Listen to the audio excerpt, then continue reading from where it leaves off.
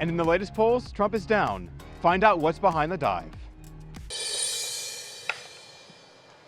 According to The Economist, President Donald Trump's approval numbers are at the lowest point in either term.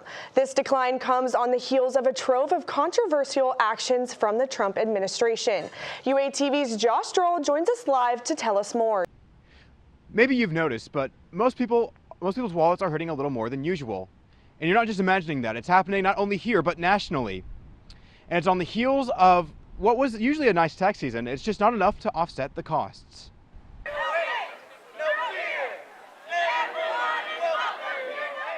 Cries in the street, shouting in protest, a scene that's becoming more common under the second Trump administration.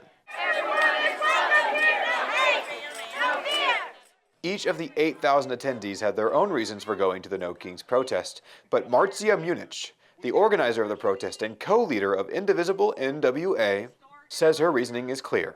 He seems to feel emboldened to, not care what people think. He needs to care, and we're here to remind him that he needs to care. So what exactly are people across the country protesting for? Karen Siebold, an assistant professor of political science at the University of Arkansas, explains. So certainly, again, we've been talking about inflation in the economy. That would be probably number one. She says the number one factor that determines the way someone votes is how their wallet is feeling. In fact, she says the economy was one of the leading reasons the presidency shifted back in Republican favor.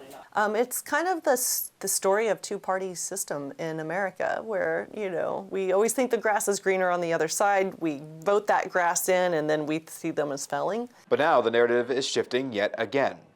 At the start of President Trump's second term, Gallup reported he had an approval rating of 47%. However, now that number has fallen to 38%. And when the economy is added, the correlation becomes clear. The Department of Labor announced inflation hit its highest number in almost 2 years at 3.3%. Since the closure of the Strait of Hormuz and the war with Iran, AAA reports the average gas price is $4 a gallon, a $1.30 increase from just 3 months ago. Zillow's website states the median price of a home will cost consumers almost $400,000, a roughly 70% increase since 2020. As much as he may have been liked when he was brought into office, well, now the inflation is still there, and even worse, it's raging even higher. One person who is feeling the pressure now more than ever is senior Mackenzie Burnett. She considers herself an independent and did not vote in the 2024 election. It was very much a lose-lose situation. Burnett says she was and still is frustrated.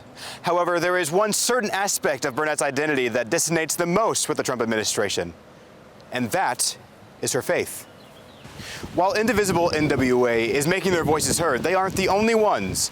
And as the sun begins to set, ministry set up to join their voices together as well.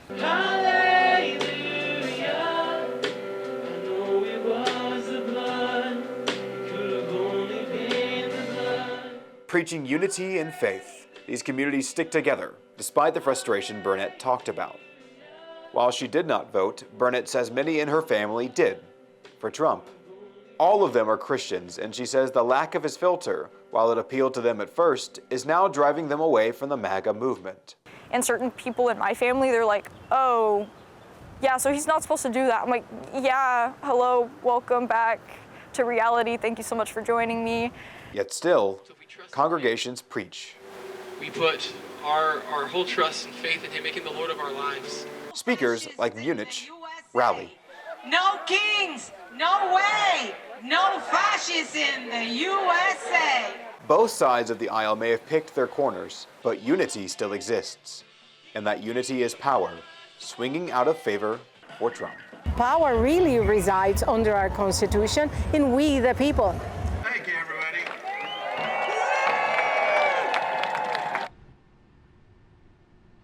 And it doesn't just stop with the voters as far as troubles are concerned for Trump. He's also having fights in Congress. Many key members, including Marjorie Taylor Greene, have stepped away from their roles. And if he doesn't stop the Iran war within the 60 days promised in the War Powers Act, more are going to break away. Reporting live for UATV News, I'm Josh Stroll. Thanks, Josh. Midterm elections are coming up on November 3rd. The deadline to register to vote in that election is on October 5th.